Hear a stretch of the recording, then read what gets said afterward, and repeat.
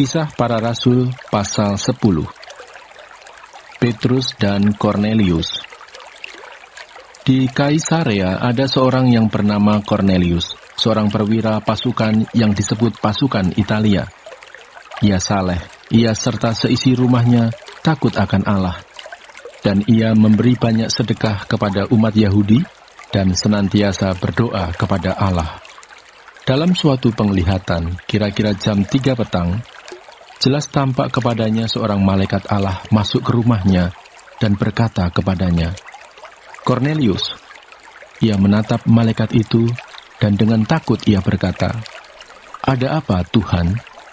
Jawab malaikat itu, "Semua doamu dan sedekahmu telah naik ke hadirat Allah, dan Allah mengingat engkau. Dan sekarang, suruhlah beberapa orang ke Yope untuk menjemput seorang yang bernama Simon dan yang disebut Petrus. Ia menumpang di rumah seorang penyamak kulit yang bernama Simon yang tinggal di tepi laut." Setelah malaikat yang berbicara kepadanya itu meninggalkan dia, dipanggilnya 2 orang hambanya beserta seorang prajurit yang saleh dari orang-orang yang selalu bersama-sama dengan dia. Dan sesudah ia menjelaskan segala sesuatu kepada mereka, ia menyuruh mereka ke Yope. Keesokan harinya, ketika ketiga orang itu berada dalam perjalanan dan sudah dekat kota Yope, kira-kira pukul 12:30 hari, naiklah Petrus ke atas rumah untuk berdoa. Ia merasa lapar dan ingin makan, tetapi sementara makanan disediakan, tiba-tiba rohnya diliputi kuasa ilahi. Tanpa olehnya, langit terbuka dan turunlah suatu benda berbentuk kain lebar yang bergantung pada keempat sudutnya, yang diturunkan ke tanah. Di dalamnya terdapat berbagai jenis binatang berkaki 4, binatang menjalar dan burung. Kedengaranlah olehnya suatu suara yang berkata, "Bangunlah, hai Petrus, sembelihlah dan makanlah." Tetapi Petrus menjawab, "Tidak, Tuhan, tidak, sebab aku belum pernah makan sesuatu yang haram dan yang tidak tahir." Kedengaran pula untuk kedua kalinya suara yang berkata kepadanya, "Apa yang dinyatakan halal oleh Allah, tidak boleh engkau nyatakan haram." Hal ini terjadi sampai 3 kali, dan segera sesudah itu, terangkatlah benda itu ke langit. Petrus bertanya-tanya di dalam hatinya, apa kiranya arti penglihatan yang telah dilihatnya itu. Sementara itu telah sampai di muka pintu orang-orang yang disuruh oleh Kornelius dan yang berusaha mengetahui di mana rumah Simon. Mereka memanggil seorang dan bertanya, apakah Simon yang disebut Petrus ada menumpang di rumah itu. Dan ketika Petrus sedang berpikir tentang penglihatan itu, berkatalah roh, "Ada 3 orang mencari engkau. Bangunlah, turunlah ke bawah, dan berangkatlah bersama-sama dengan mereka. Jangan bimbang, sebab aku yang menyuruh mereka kemari." Lalu turunlah Petrus ke bawah dan berkata kepada orang-orang itu, "Akulah yang kamu cari. Apakah maksud kedatangan kamu?" Jawab mereka, "Kornelius, seorang perwira yang tulus hati dan takut akan Allah, dan yang terkenal baik di antara seluruh bangsa Yahudi, telah menerima penyataan Allah dengan perantaraan seorang malaikat kudus, supaya ia mengundang engkau ke rumahnya dan mendengar apa yang akan kau katakan." Ia mempersilahkan mereka untuk bermalam di situ. Keesokan harinya ia bangun dan berangkat bersama-sama dengan mereka, dan beberapa saudara dari Yope menyertai dia. Dan pada hari berikutnya, sampailah mereka ke Kaisarea. Kornelius sedang menantikan mereka, dan ia telah memanggil sanak saudaranya dan sahabat-sahabatnya berkumpul. Ketika Petrus masuk, datanglah Kornelius menyambutnya, dan sambil tersungkur di depan kakinya ia menyembah Petrus. Tetapi Petrus menegakkan dia, katanya, "Bangunlah, aku hanya manusia saja."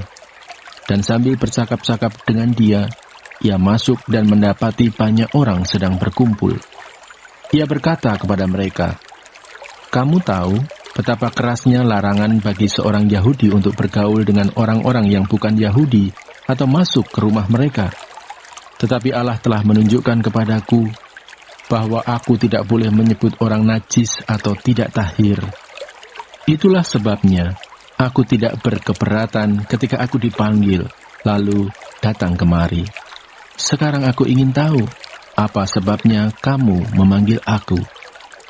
Jawab Kornelius, "4 hari yang lalu, kira-kira pada waktu yang sama seperti sekarang, yaitu jam 3 petang, aku sedang berdoa di rumah. Tiba-tiba ada seorang berdiri di depanku, pakaiannya berkilau-kilauan, dan ia berkata, 'Kornelius, doamu telah didengarkan Allah dan sedekahmu telah diingatkan di hadapannya. Suruhlah orang ke Yope untuk menjemput Simon yang disebut Petrus. Ia sedang menumpang di rumah Simon, seorang penyamak kulit, yang tinggal di tepi laut. Karena itu, segera kusuruh orang kepadamu, dan dengan senang hati engkau telah datang. Sekarang kami semua sudah hadir di sini di hadapan Allah, untuk mendengarkan apa yang ditugaskan Allah kepadamu.' Lalu mulailah Petrus berbicara, katanya, 'Sesungguhnya aku telah mengerti bahwa Allah tidak membedakan orang. Setiap orang dari bangsa manapun yang takut akan Dia dan yang mengamalkan kebenaran berkenan kepadanya.' Itulah firman yang ia suruh sampaikan kepada orang-orang Israel, yaitu firman yang memberitakan damai sejahtera oleh Yesus Kristus, yang adalah Tuhan dari semua orang. Kamu tahu tentang segala sesuatu yang terjadi di seluruh tanah Yudea, mulai dari Galilea, sesudah baptisan yang diberitakan oleh Yohanes, yaitu tentang Yesus dari Nazaret. Bagaimana Allah mengurapi Dia dengan Roh Kudus dan kuat kuasa, Dia yang berjalan berkeliling sambil berbuat baik dan menyembuhkan semua orang yang dikuasai iblis, sebab Allah menyertai Dia. Dan kami adalah saksi dari segala sesuatu yang diperbuatnya di tanah Yudea maupun di Yerusalem, dan mereka telah membunuh Dia dan menggantung Dia pada kayu salib. Yesus itu telah dibangkitkan Allah pada hari yang ketiga, dan Allah berkenan bahwa Ia menampakkan diri, bukan kepada seluruh bangsa, tetapi kepada saksi-saksi yang sebelumnya telah ditunjuk oleh Allah, yaitu kepada kami yang telah makan dan minum bersama-sama dengan Dia setelah Ia bangkit dari antara orang mati. Dan Ia telah menugaskan kami memberitakan kepada seluruh bangsa dan bersaksi bahwa Dialah yang ditentukan Allah menjadi hakim atas orang-orang hidup dan orang-orang mati. Tentang Dialah semua nabi bersaksi bahwa barang siapa percaya kepadanya, ia akan mendapat pengampunan dosa oleh karena namanya." Ketika Petrus sedang berkata demikian, turunlah Roh Kudus ke atas semua orang yang mendengarkan pemberitaan itu. Dan semua orang percaya dari golongan bersunat yang menyertai Petrus tercengang-cengang, karena melihat bahwa karunia Roh Kudus dicurahkan ke atas bangsa-bangsa lain juga. Sebab mereka mendengar orang-orang itu berkata-kata dalam bahasa roh dan memuliakan Allah. Lalu kata Petrus, "Bolehkah orang mencegah untuk membaptis orang-orang ini dengan air, sedangkan mereka telah menerima Roh Kudus sama seperti kita?" Lalu ia menyuruh mereka dibaptis dalam nama Yesus Kristus. Kemudian mereka meminta Petrus supaya ia tinggal beberapa hari lagi bersama-sama dengan mereka. Kisah Para Rasul pasal 11. Petrus mempertanggungjawabkan baptisan Kornelius di Yerusalem. Rasul-rasul dan saudara-saudara di Yudea mendengar bahwa bangsa-bangsa lain juga menerima firman Allah. Ketika Petrus tiba di Yerusalem, orang-orang dari golongan yang bersunat berselisih pendapat dengan dia. Kata mereka, "Engkau telah masuk ke rumah orang-orang yang tidak bersunat dan makan bersama-sama dengan mereka." Tetapi Petrus menjelaskan segala sesuatu berturut-turut, katanya, "Aku sedang berdoa di kota Yope. Tiba-tiba rohku diliputi kuasa ilahi, dan aku melihat suatu penglihatan. Suatu benda berbentuk kain lebar yang bergantung pada keempat sudutnya, diturunkan dari langit sampai di depanku. Aku menatapnya, dan di dalamnya aku lihat segala jenis binatang berkaki empat, dan binatang liar, dan binatang menjalar, dan burung-burung. Lalu aku mendengar suara berkata kepadaku, 'Bangunlah hai Petrus, sembelihlah dan makanlah.' Tetapi aku berkata, "Tidak, Tuhan, tidak, sebab belum pernah sesuatu yang haram dan yang tidak tahir masuk ke dalam mulutku. Akan tetapi untuk kedua kalinya, suara dari surga berkata kepadaku, apa yang dinyatakan halal oleh Allah, tidak boleh engkau nyatakan haram." Hal itu terjadi sampai 3 kali, lalu semuanya ditarik kembali ke langit. Dan seketika itu juga, 3 orang berdiri di depan rumah, di mana kami menumpang.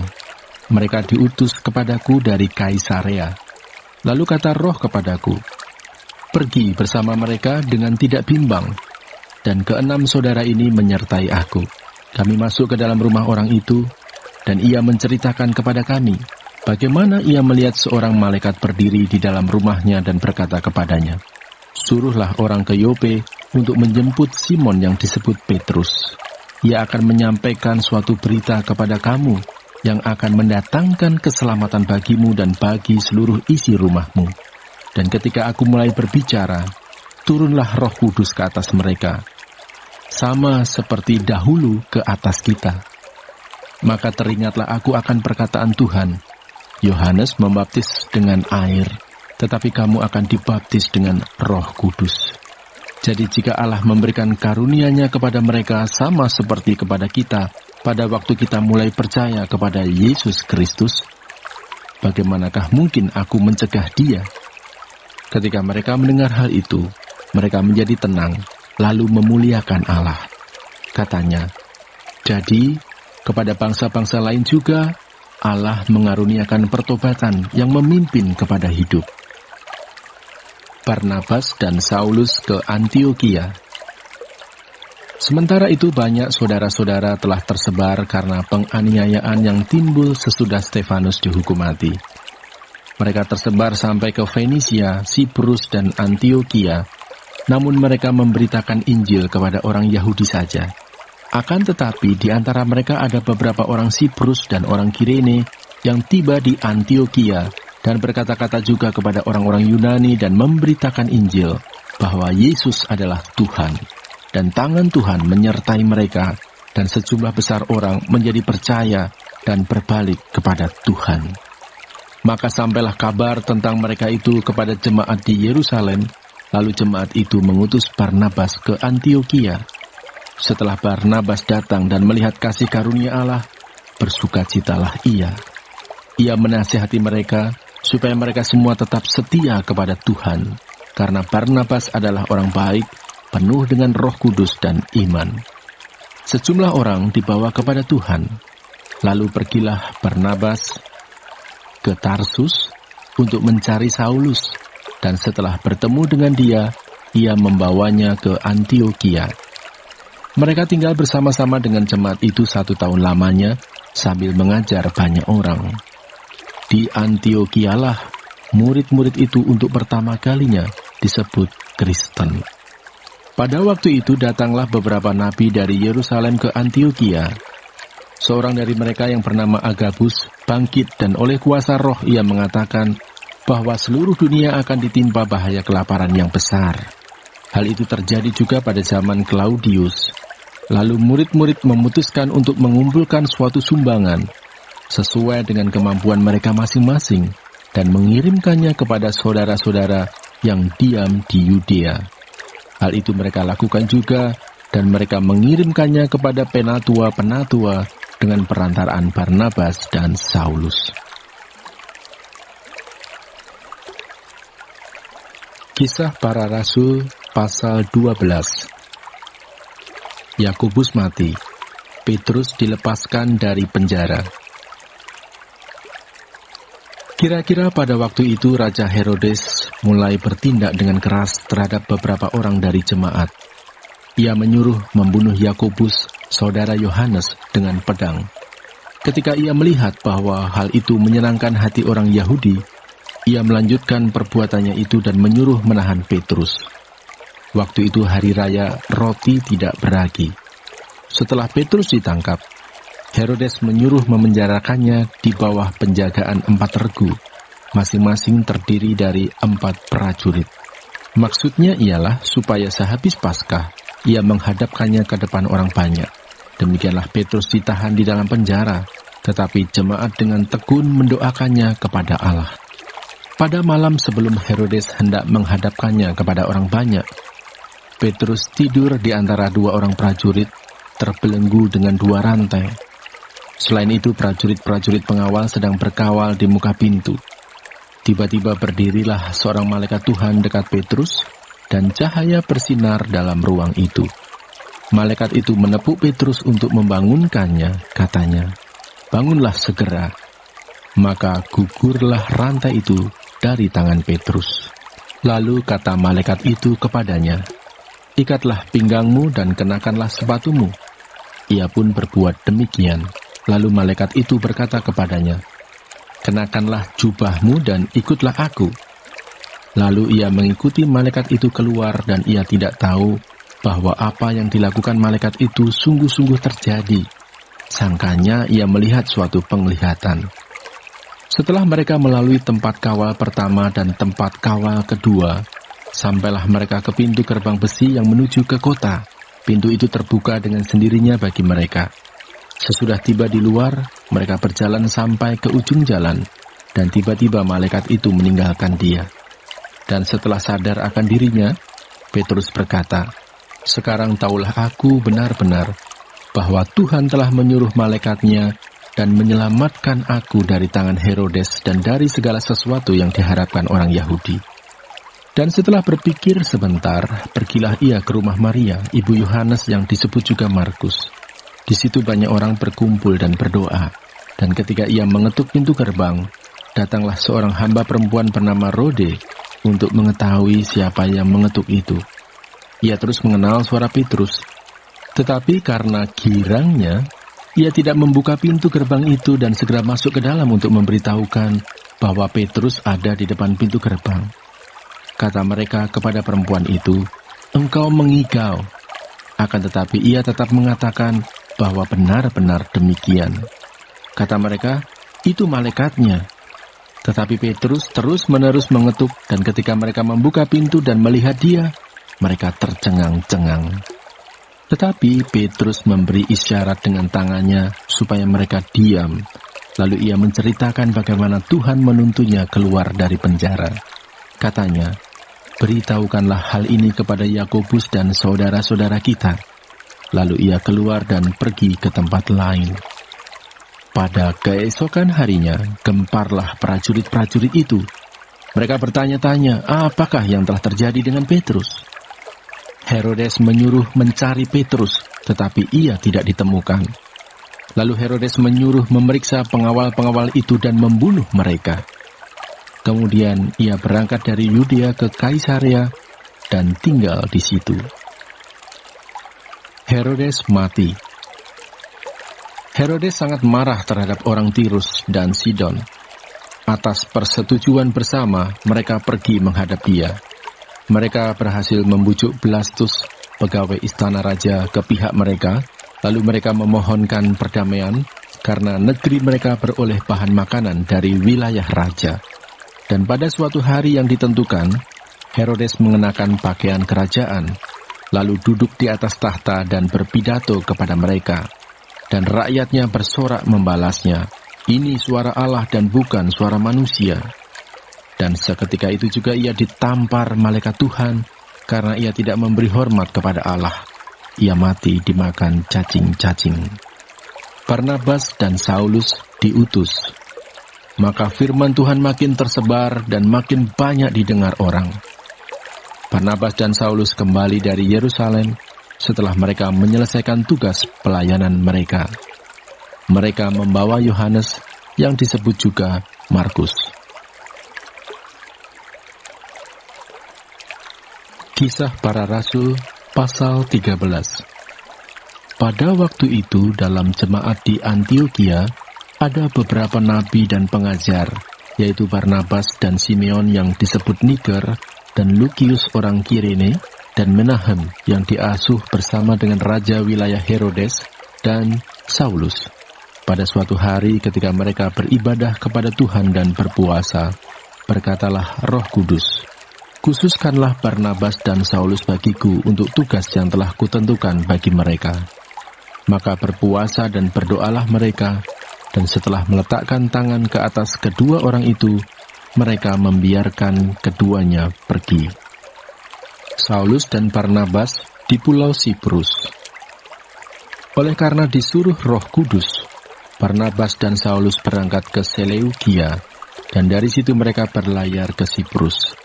Setiba di Salamis, mereka memberitakan firman Allah di dalam rumah-rumah ibadat orang Yahudi, dan Yohanes menyertai mereka sebagai pembantu mereka. Mereka mengelilingi seluruh pulau itu sampai ke Pafos. Di situ mereka bertemu dengan seorang Yahudi bernama Bar-Yesus. Ia seorang tukang sihir dan nabi palsu. Ia adalah kawan gubernur pulau itu, Sergius Paulus, yang adalah orang cerdas. Gubernur itu memanggil Barnabas dan Saulus karena ia ingin mendengar firman Allah. Tetapi Elimas, demikianlah namanya dalam bahasa Yunani, tukang sihir itu, menghalang-halangi mereka dan berusaha membelokkan gubernur itu dari imannya. Tetapi Saulus, juga disebut Paulus, yang penuh dengan Roh Kudus, menatap dia dan berkata, "Hai anak iblis, engkau penuh dengan rupa-rupa tipu muslihat dan kejahatan. Engkau musuh segala kebenaran. Tidakkah engkau akan berhenti membelokkan jalan Tuhan yang lurus itu? Sekarang, lihatlah, tangan Tuhan datang menimpa engkau, dan engkau menjadi buta. Beberapa hari lamanya engkau tidak dapat melihat matahari." Dan seketika itu juga orang itu merasa diliputi kabut dan gelap, dan sambil meraba-raba, ia harus mencari orang untuk menuntun dia. Melihat apa yang telah terjadi itu, percayalah gubernur itu, ia takjub oleh ajaran Tuhan. Ke Antiokhia di Pisidia. Lalu Paulus dan kawan-kawannya meninggalkan Pafos dan berlayar ke Perga di Pamfilia.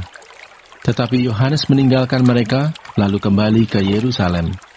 Dari Perga mereka melanjutkan perjalanan mereka, lalu tiba di Antiokhia di Pisidia.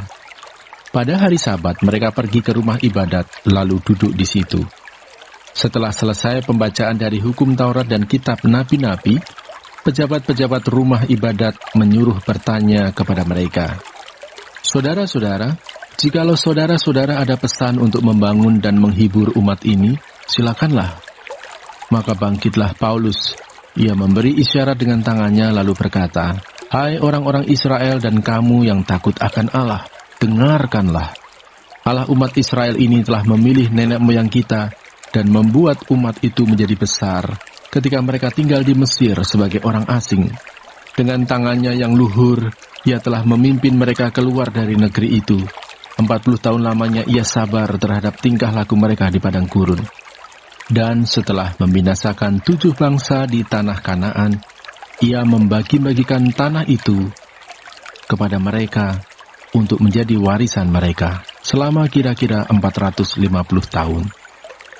Sesudah itu ia memberikan mereka hakim-hakim sampai pada zaman Nabi Samuel.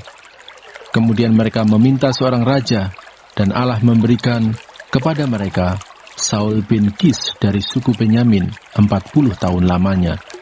Setelah Saul disingkirkan, Allah mengangkat Daud menjadi raja mereka. Tentang Daud, Allah telah menyatakan, "Aku telah mendapat Daud bin Isai, seorang yang berkenan di hatiku, dan yang melakukan segala kehendakku. Dan dari keturunannya lah, sesuai dengan yang telah dijanjikannya, Allah telah membangkitkan juru selamat bagi orang Israel, yaitu Yesus."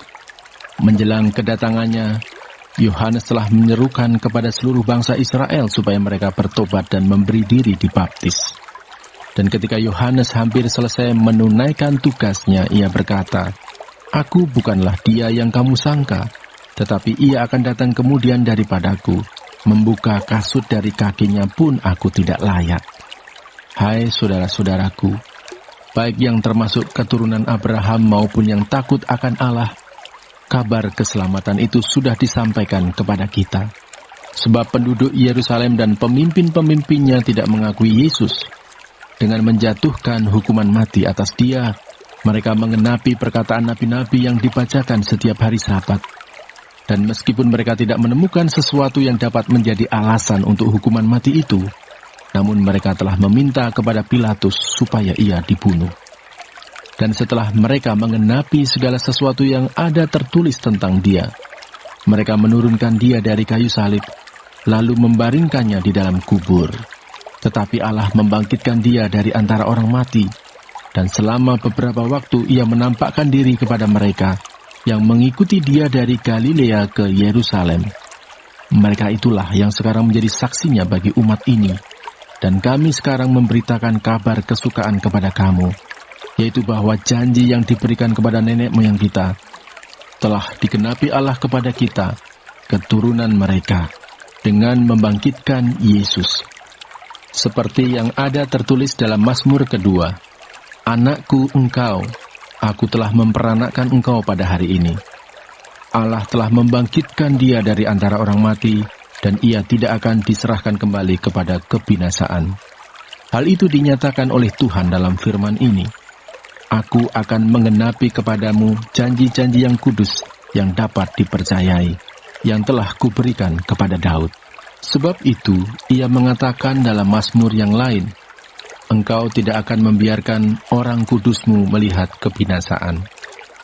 Sebab Daud melakukan kehendak Allah pada zamannya, lalu ia mangkat dan dibaringkan di samping nenek moyangnya, dan ia memang diserahkan kepada kebinasaan. Tetapi Yesus yang dibangkitkan Allah tidak demikian. Jadi ketahuilah, hai saudara-saudara, oleh karena dialah maka diberitakan kepada kamu pengampunan dosa. Dan di dalam dialah setiap orang yang percaya memperoleh pembebasan dari segala dosa, yang tidak dapat kamu peroleh dari hukum Musa. Karena itu, waspadalah, supaya jangan berlaku atas kamu apa yang telah dikatakan dalam kitab nabi-nabi. Ingatlah, hai kamu penghina-penghina, tercenganglah dan lenyaplah. Sebab aku melakukan suatu pekerjaan dalam zamanmu, suatu pekerjaan yang tidak akan kamu percayai jika diceritakan kepadamu. Ketika Paulus dan Barnabas keluar, mereka diminta untuk berbicara tentang pokok itu pula pada hari Sabat berikutnya. Setelah selesai ibadah, banyak orang Yahudi dan penganut-penganut agama Yahudi yang takut akan Allah mengikuti Paulus dan Barnabas. Kedua rasul itu mengajar mereka dan menasihati mereka supaya mereka tetap hidup di dalam kasih karunia Allah. Pada hari Sabat berikutnya, datanglah hampir seluruh kota itu berkumpul untuk mendengar firman Allah. Akan tetapi, ketika orang Yahudi melihat orang banyak itu, penuhlah mereka dengan iri hati, dan sambil menghujat, mereka membantah apa yang dikatakan oleh Paulus. Tetapi dengan berani, Paulus dan Barnabas berkata, "Memang kepada kamulah firman Allah harus diberitakan lebih dahulu, tetapi kamu menolaknya dan menganggap dirimu tidak layak untuk beroleh hidup yang kekal. Karena itu kami berpaling kepada bangsa-bangsa lain. Sebab inilah yang diperintahkan kepada kami. Aku telah menentukan engkau menjadi terang bagi bangsa-bangsa yang tidak mengenal Allah, supaya engkau membawa keselamatan sampai ke ujung bumi." Mendengar itu, bergembiralah semua orang yang tidak mengenal Allah, dan mereka memuliakan firman Tuhan, dan semua orang yang ditentukan Allah untuk hidup yang kekal menjadi percaya. Lalu firman Tuhan disiarkan di seluruh daerah itu. Ke Ikonium, Listra, dan Derbe. Orang-orang Yahudi menghasut perempuan-perempuan terkemuka yang takut akan Allah dan pembesar-pembesar di kota itu, dan mereka menimbulkan penganiayaan atas Paulus dan Barnabas dan mengusir mereka dari daerah itu. Akan tetapi Paulus dan Barnabas mengebaskan debu kaki mereka sebagai peringatan bagi orang-orang itu, lalu pergi ke Ikonium. Dan murid-murid di Antiokhia penuh dengan sukacita dan dengan Roh Kudus. Kisah Para Rasul pasal 14. Di Ikonium pun, kedua rasul itu masuk ke rumah ibadat orang Yahudi, lalu mengajar sedemikian rupa, sehingga sejumlah besar orang Yahudi dan orang Yunani menjadi percaya. Tetapi orang-orang Yahudi yang menolak pemberitaan mereka memanaskan hati orang-orang yang tidak mengenal Allah dan membuat mereka gusar terhadap saudara-saudara itu. Paulus dan Barnabas tinggal beberapa waktu lamanya di situ. Mereka mengajar dengan berani karena mereka percaya kepada Tuhan. Dan Tuhan menguatkan berita tentang kasih karunia-Nya dengan mengaruniakan kepada mereka kuasa untuk mengadakan tanda-tanda dan mujizat-mujizat. Tetapi orang banyak di kota itu terbelah menjadi dua. Ada yang memihak kepada orang Yahudi, ada pula yang memihak kepada kedua rasul itu. Maka mulailah orang-orang yang tidak mengenal Allah dan orang-orang Yahudi bersama-sama dengan pemimpin-pemimpin mereka menimbulkan suatu gerakan untuk menyiksa dan melempari kedua rasul itu dengan batu. Setelah rasul-rasul itu mengetahuinya, menyingkirlah mereka ke kota-kota di Likaonia, yaitu Listra dan Derbe, dan daerah sekitarnya. Disitulah mereka memberitakan Injil. Di Listra ada seorang yang duduk saja karena lemah kakinya dan lumpuh sejak ia dilahirkan dan belum pernah dapat berjalan. Ia duduk mendengarkan ketika Paulus berbicara, dan Paulus menatap dia dan melihat bahwa ia beriman dan dapat disembuhkan. Lalu kata Paulus dengan suara nyaring, "Berdirilah tegak di atas kakimu." Dan orang itu melonjak berdiri, lalu berjalan kian kemari. Ketika orang banyak melihat apa yang telah diperbuat Paulus, mereka itu berseru dalam bahasa Likaonia, "Dewa-dewa telah turun ke tengah-tengah kita dalam rupa manusia." Barnabas mereka sebut Zeus, dan Paulus mereka sebut Hermes, karena ia yang berbicara. Maka datanglah imam dewa Zeus, yang kuilnya terletak di luar kota, membawa lembu-lembu jantan dan karangan-karangan bunga ke pintu gerbang kota, untuk mempersembahkan korban bersama-sama dengan orang banyak kepada rasul-rasul itu. Mendengar itu, Barnabas dan Paulus mengoyakkan pakaian mereka, lalu terjun ke tengah-tengah orang banyak itu sambil berseru, "Hai kamu sekalian, mengapa kamu berbuat demikian? Kami ini adalah manusia biasa sama seperti kamu. Kami ada di sini untuk memberitakan Injil kepada kamu, supaya kamu meninggalkan perbuatan sia-sia ini dan berbalik kepada Allah yang hidup, yang telah menjadikan langit dan bumi, laut dan segala isinya. Dalam zaman yang lampau, Allah membiarkan semua bangsa menuruti jalannya masing-masing. Namun ia bukan tidak menyatakan dirinya dengan berbagai-bagai kebajikan, yaitu dengan menurunkan hujan dari langit dan dengan memberikan musim-musim subur bagi kamu. Ia memuaskan hatimu dengan makanan dan kegembiraan." Walaupun rasul-rasul itu berkata demikian, namun hampir-hampir tidak dapat mereka mencegah orang banyak mempersembahkan korban kepada mereka. Tetapi datanglah orang-orang Yahudi dari Antiokhia dan Ikonium, dan mereka membujuk orang banyak itu memihak mereka. Lalu mereka melempari Paulus dengan batu dan menyeretnya keluar kota, karena mereka menyangka bahwa ia telah mati. Akan tetapi, ketika murid-murid itu berdiri mengelilingi dia, bangkitlah ia, lalu masuk ke dalam kota. Keesokan harinya, berangkatlah ia bersama-sama dengan Barnabas ke Derbe.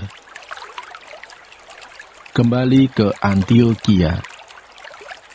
Paulus dan Barnabas memberitakan Injil ke kota itu dan memperoleh banyak murid.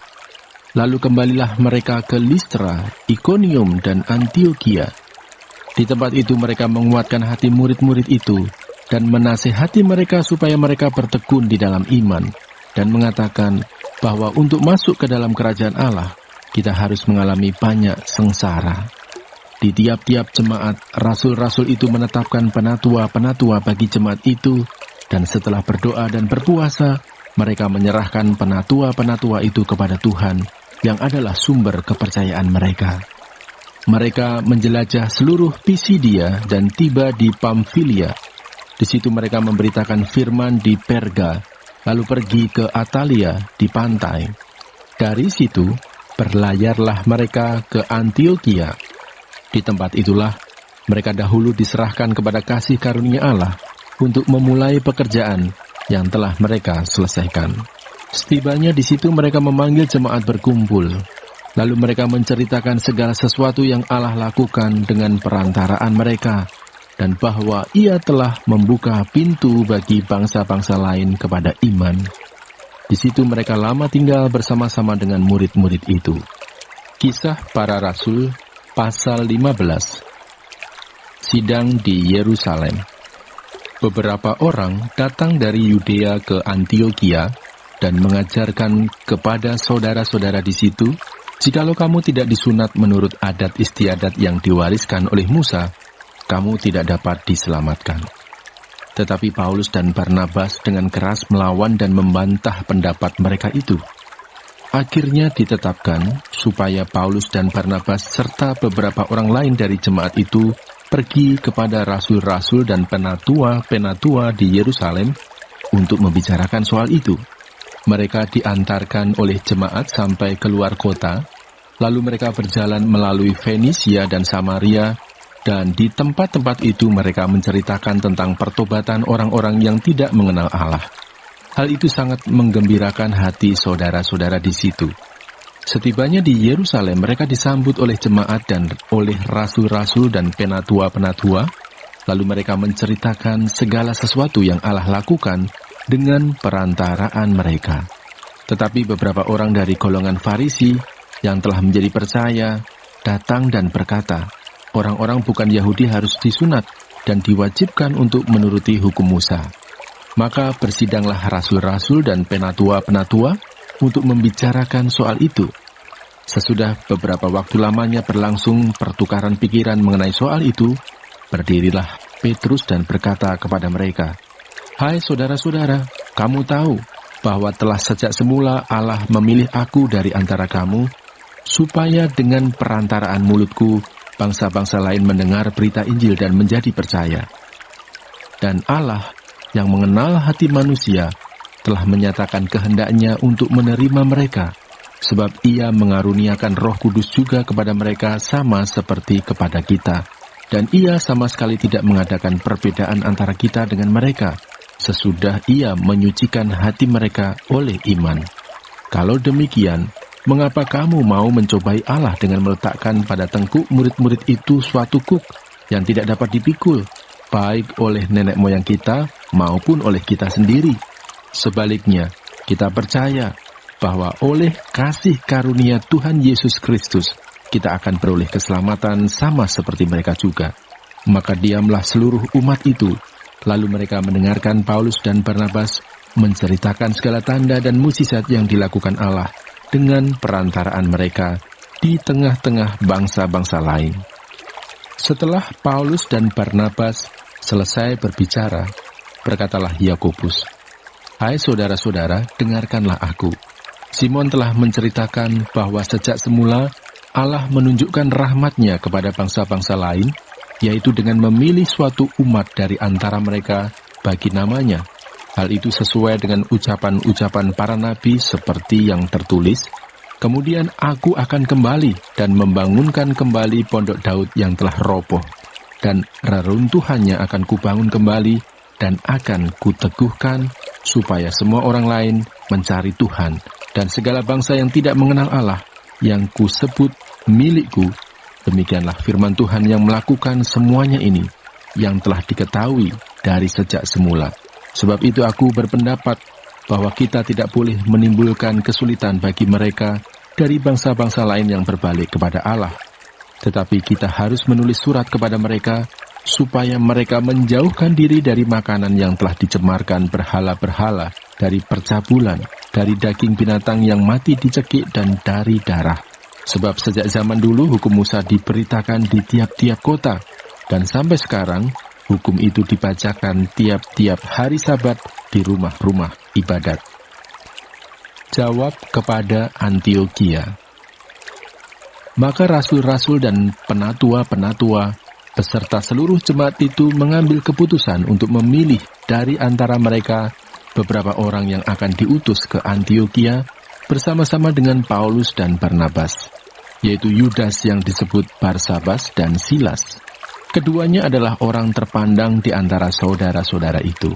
Kepada mereka diserahkan surat yang bunyinya, "Salam dari rasul-rasul dan penatua-penatua, dari saudara-saudaramu kepada saudara-saudara di Antiokhia Syria, dan Kilikia yang berasal dari bangsa-bangsa lain.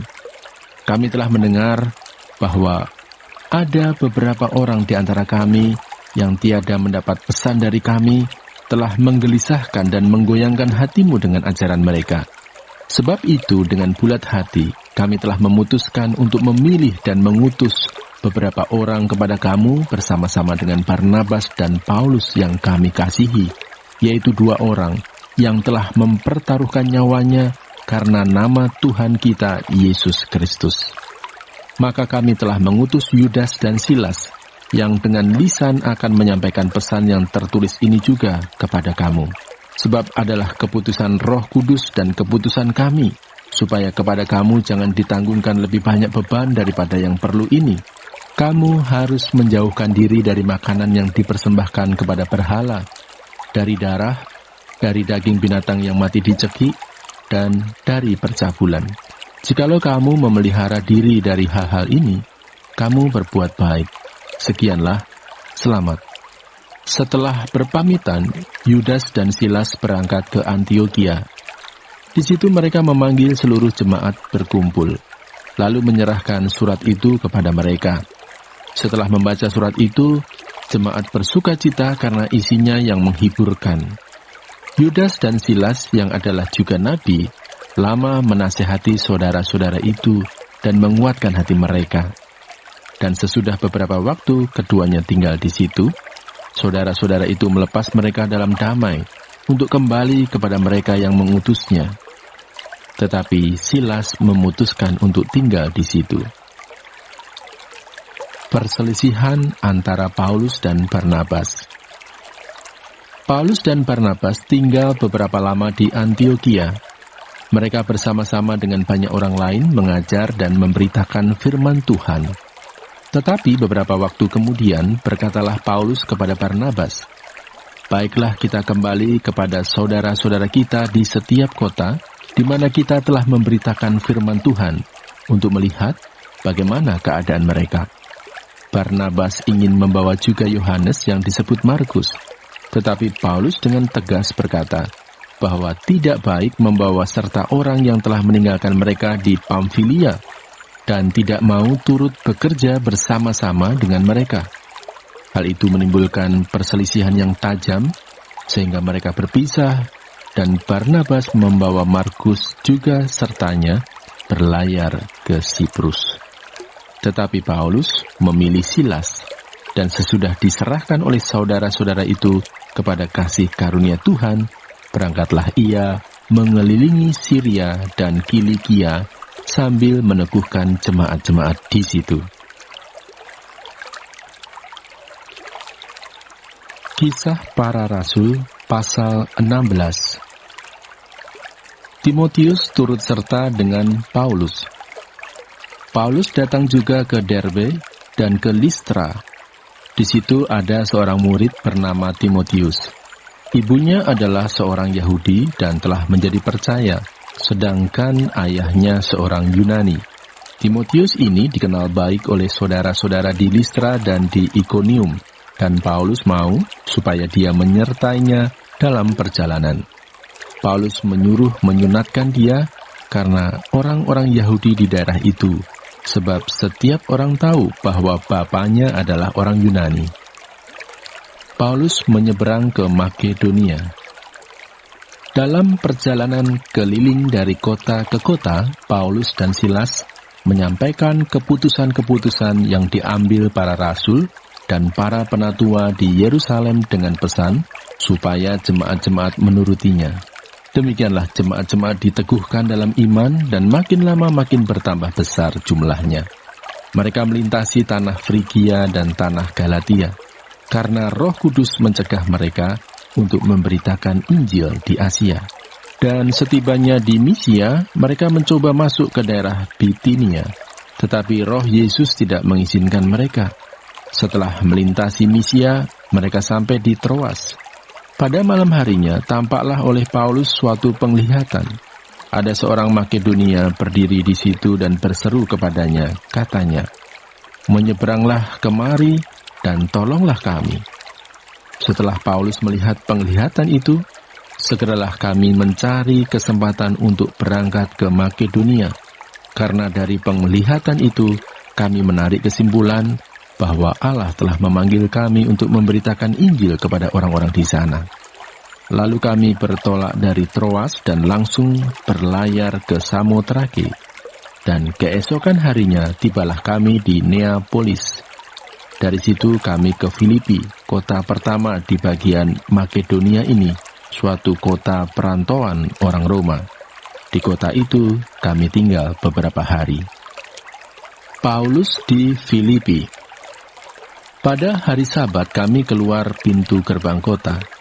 Kami menyusur tepi sungai dan menemukan tempat sembahyang Yahudi yang sudah kami duga ada di situ. Setelah duduk, kami berbicara kepada perempuan-perempuan yang ada berkumpul di situ. Seorang dari perempuan-perempuan itu yang bernama Lydia turut mendengarkan. Ia seorang penjual kain ungu dari kota Tiatira yang beribadah kepada Allah. Tuhan membuka hatinya sehingga ia memperhatikan apa yang dikatakan oleh Paulus.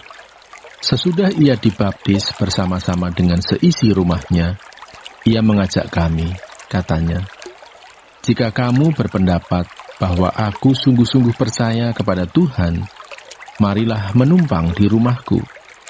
Ia mendesak sampai kami menerimanya. Pada suatu kali ketika kami pergi ke tempat sembahyang itu, kami bertemu dengan seorang hamba perempuan yang mempunyai roh tenung. Dengan tenungannya, tuan-tuannya memperoleh penghasilan besar. Ia mengikuti Paulus dan kami dari belakang sambil berseru, katanya, "Orang-orang ini adalah hamba Allah yang maha tinggi. Mereka memberitakan kepadamu jalan kepada keselamatan." Hal itu dilakukannya beberapa hari lamanya. Tetapi ketika Paulus tidak tahan lagi akan gangguan itu, ia berpaling dan berkata kepada roh itu, "Demi nama Yesus Kristus, aku menyuruh engkau keluar dari perempuan ini." Seketika itu juga keluarlah roh itu. Kepala penjara Filipi. Ketika tuan-tuan perempuan itu melihat bahwa harapan mereka akan mendapat penghasilan lenyap, mereka menangkap Paulus dan Silas, lalu menyeret mereka ke pasar untuk menghadap penguasa. Setelah mereka membawa keduanya menghadap pembesar-pembesar kota itu, berkatalah mereka, katanya, "Orang-orang ini mengacau kota kita ini karena mereka orang Yahudi dan mereka mengajarkan adat istiadat yang kita sebagai orang Rum tidak boleh menerimanya atau menurutinya. Juga orang banyak bangkit menentang mereka." Lalu pembesar-pembesar kota itu menyuruh mengoyakkan pakaian dari tubuh mereka dan mendera mereka. Setelah mereka berkali-kali didera, mereka dilemparkan ke dalam penjara. Kepala penjara diperintahkan untuk menjaga mereka dengan sungguh-sungguh, sesuai dengan perintah itu.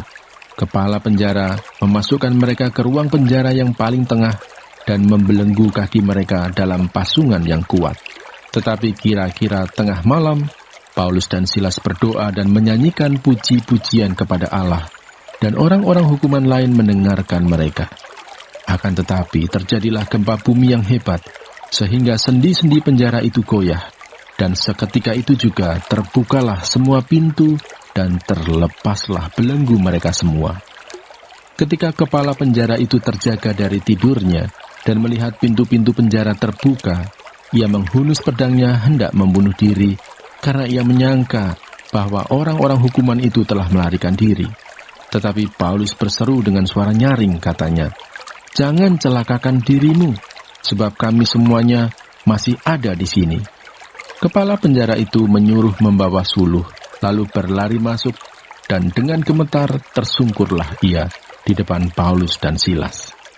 Ia mengantar mereka keluar sambil berkata, "Tuan-tuan, apakah yang harus aku perbuat supaya aku selamat?" Jawab mereka, "Percayalah kepada Tuhan Yesus Kristus, dan engkau akan selamat, engkau dan seisi rumahmu." Lalu mereka memberitakan firman Tuhan kepadanya dan kepada semua orang yang ada di rumahnya. Pada jam itu juga kepala penjara itu membawa mereka dan membasuh bilur mereka. Seketika itu juga ia dan keluarganya memberi diri dibaptis. Lalu ia membawa mereka ke rumahnya dan menghidangkan makanan kepada mereka. Dan ia sangat bergembira bahwa ia dan seisi rumahnya telah menjadi percaya kepada Allah. Setelah hari siang, pembesar-pembesar kota menyuruh pejabat-pejabat kota pergi kepada kepala penjara dengan pesan, "Lepaskanlah kedua orang itu." Kepala penjara meneruskan pesan itu kepada Paulus, katanya, "Pembesar-pembesar kota telah menyuruh melepaskan kamu. Jadi keluarlah kamu sekarang dan pergilah dengan selamat." Tetapi Paulus berkata kepada orang-orang itu, "Tanpa diadili, mereka telah mendera kami, warga negara Roma, di muka umum, lalu melemparkan kami ke dalam penjara. Sekarang mereka mau mengeluarkan kami dengan diam-diam? Tidak mungkin demikian. Biarlah mereka datang sendiri dan membawa kami keluar." Pejabat-pejabat itu menyampaikan perkataan itu kepada pembesar-pembesar kota. Ketika mereka mendengar bahwa Paulus dan Silas adalah orang Rom, maka takutlah mereka. Mereka datang minta maaf, lalu membawa kedua rasul itu keluar dan memohon supaya mereka meninggalkan kota itu. Lalu mereka meninggalkan penjara itu dan pergi ke rumah Lydia.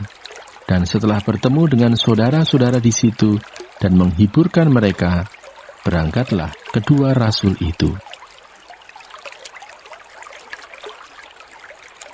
Kisah Para Rasul pasal 17. Keributan di Tesalonika. Paulus dan Silas mengambil jalan melalui Amfipolis dan Apolonia dan tiba di Tesalonika. Di situ ada sebuah rumah ibadat orang Yahudi.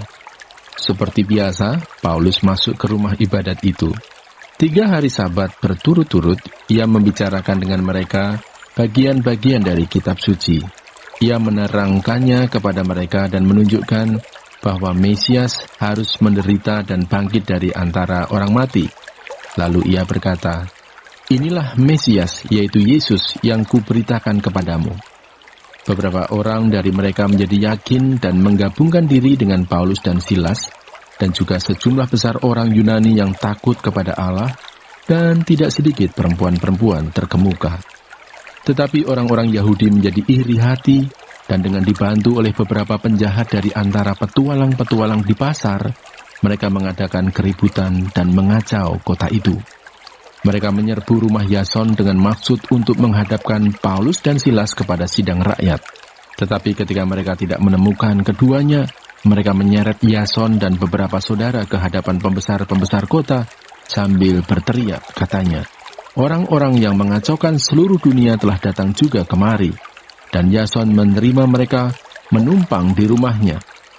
Mereka semua bertindak melawan ketetapan-ketetapan Kaisar dengan mengatakan bahwa ada seorang raja lain, yaitu Yesus. Ketika orang banyak dan pembesar-pembesar kota mendengar semuanya itu, mereka menjadi gelisah. Tetapi setelah mereka mendapat jaminan dari Yason dan dari saudara-saudara lain, mereka pun dilepaskan. Paulus dan Silas di Berea. Tetapi pada malam itu juga, segera saudara-saudara di situ menyuruh Paulus dan Silas berangkat ke Berea. Setibanya di situ, pergilah mereka ke rumah ibadat orang Yahudi. Orang-orang Yahudi di kota itu lebih baik hatinya daripada orang-orang Yahudi di Tesalonika, karena mereka menerima firman itu dengan segala kerelaan hati, dan setiap hari mereka menyelidiki kitab suci untuk mengetahui apakah semuanya itu benar demikian. Banyak di antara mereka yang menjadi percaya, juga tidak sedikit di antara perempuan-perempuan terkemuka dan laki-laki Yunani. Tetapi ketika orang-orang Yahudi dari Tesalonika tahu bahwa juga di Berea telah diberitakan firman Allah oleh Paulus, datang jugalah mereka ke sana, menghasut dan menggelisahkan hati orang banyak. Tetapi saudara-saudara menyuruh Paulus segera berangkat menuju ke pantai laut, tetapi Silas dan Timotius masih tinggal di Berea. Orang-orang yang mengiringi Paulus menemaninya sampai di Athena, lalu kembali dengan pesan kepada Silas dan Timotius, supaya mereka selekas mungkin datang kepadanya. Paulus di Athena. Sementara Paulus menantikan mereka di Athena, sangat sedih hatinya karena ia melihat bahwa kota itu penuh dengan patung-patung berhala. Karena itu di rumah ibadat ia bertukar pikiran dengan orang-orang Yahudi dan orang-orang yang takut akan Allah. Dan di pasar setiap hari dengan orang-orang yang dijumpainya di situ. Dan juga beberapa ahli pikir dari golongan Epikuros dan Stoa bersoal jawab dengan dia, dan ada yang berkata, apakah yang hendak dikatakan si peleter ini? Tetapi yang lain berkata, rupa-rupanya ia adalah pemberita ajaran dewa-dewa asing, sebab ia memberitakan Injil tentang Yesus dan tentang kebangkitannya. Lalu mereka membawanya menghadap sidang Areopagus dan mengatakan, bolehkah kami tahu ajaran baru mana yang kau ajarkan ini? Sebab engkau memperdengarkan kepada kami perkara-perkara yang aneh. Karena itu kami ingin tahu apakah artinya semua itu. Adapun orang-orang Athena dan orang-orang asing yang tinggal di situ tidak mempunyai waktu untuk sesuatu selain untuk mengatakan atau mendengar segala sesuatu yang baru. Paulus pergi berdiri di atas Areopagus dan berkata, hai orang-orang Athena, aku lihat bahwa dalam segala hal kamu sangat beribadah kepada dewa-dewa. Sebab ketika aku berjalan-jalan di kotamu dan melihat-lihat barang-barang pujaanmu, aku menjumpai juga sebuah mezbah dengan tulisan, kepada Allah yang tidak dikenal. Apa yang kamu sembah tanpa mengenalnya, itulah yang kuberitakan kepada kamu. Allah yang telah menjadikan bumi dan segala isinya, Ia yang adalah Tuhan atas langit dan bumi, tidak diam dalam kuil-kuil buatan tangan manusia, dan juga tidak dilayani oleh tangan manusia, seolah-olah ia kekurangan apa-apa, karena dialah yang memberikan hidup dan nafas dan segala sesuatu kepada semua orang. Dari satu orang saja, ia telah menjadikan semua bangsa dan umat manusia untuk mendiami seluruh muka bumi, dan ia telah menentukan musim-musim bagi mereka, dan batas-batas kediaman mereka, supaya mereka mencari Dia, dan mudah-mudahan menjamah dan menemukan Dia, walaupun Ia tidak jauh dari kita masing-masing. Sebab di dalam Dia kita hidup, kita bergerak, kita ada, seperti yang telah juga dikatakan oleh pujangga-pujanggamu. Sebab kita ini dari keturunan Allah juga. Karena kita berasal dari keturunan Allah, kita tidak boleh berpikir bahwa keadaan ilahi sama seperti emas atau perak atau batu, ciptaan kesenian dan keahlian manusia. Dengan tidak memandang lagi zaman kebodohan, maka sekarang Allah memberitakan kepada manusia bahwa di mana-mana semua mereka harus bertobat, karena Ia telah menetapkan suatu hari pada waktu mana Ia dengan adil akan menghakimi dunia oleh seorang yang telah ditentukannya, sesudah Ia memberikan kepada semua orang suatu bukti tentang hal itu dengan membangkitkan Dia dari antara orang mati. Ketika mereka mendengar tentang kebangkitan orang mati, maka ada yang mengejek dan yang lain berkata, lain kali saja kami mendengar engkau berbicara tentang hal itu. Lalu Paulus pergi meninggalkan mereka. Tetapi beberapa orang laki-laki menggabungkan diri dengan dia dan menjadi percaya. Di antaranya juga Dionisius, anggota majelis Areopagus, dan seorang perempuan bernama Damaris, dan juga orang-orang lain bersama-sama dengan mereka. Kisah Para Rasul pasal 18. Paulus di Korintus. Kemudian Paulus meninggalkan Athena, lalu pergi ke Korintus. Di Korintus ia berjumpa dengan seorang Yahudi bernama Aquila yang berasal dari Pontus. Ia baru datang dari Italia dengan Priscilla istrinya, karena Kaisar Claudius telah memerintahkan supaya semua orang Yahudi meninggalkan Roma. Paulus singgah ke rumah mereka, dan karena mereka melakukan pekerjaan yang sama, ia tinggal bersama-sama dengan mereka. Mereka bekerja bersama-sama karena mereka sama-sama tukang kemah. Dan setiap hari Sabat, Paulus berbicara dalam rumah ibadat dan berusaha meyakinkan orang-orang Yahudi dan orang-orang Yunani. Ketika Silas dan Timotius datang dari Makedonia, Paulus dengan sepenuhnya dapat memberitakan firman, di mana ia memberi kesaksian kepada orang-orang Yahudi bahwa Yesus adalah Mesias. Tetapi ketika orang-orang itu memusuhi dia dan menghujat, ia mengebaskan debu dari pakaiannya dan berkata kepada mereka, "Biarlah darahmu tertumpah ke atas kepalamu sendiri. Aku bersih, tidak bersalah. Mulai dari sekarang, aku akan pergi kepada bangsa-bangsa lain." Maka keluarlah ia dari situ, lalu datang ke rumah seorang bernama Titius Justus, yang beribadah kepada Allah, dan yang rumahnya berdampingan dengan rumah ibadat.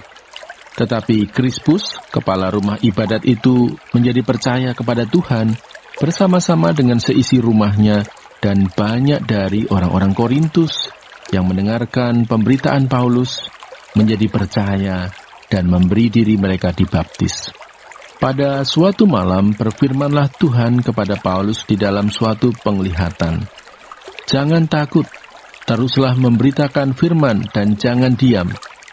Sebab aku menyertai engkau, dan tidak ada seorang pun yang akan menjamah dan menganiaya engkau, sebab banyak umatku di kota ini." Maka tinggallah Paulus di situ selama 1 tahun 6 bulan, dan ia mengajarkan firman Allah di tengah-tengah mereka.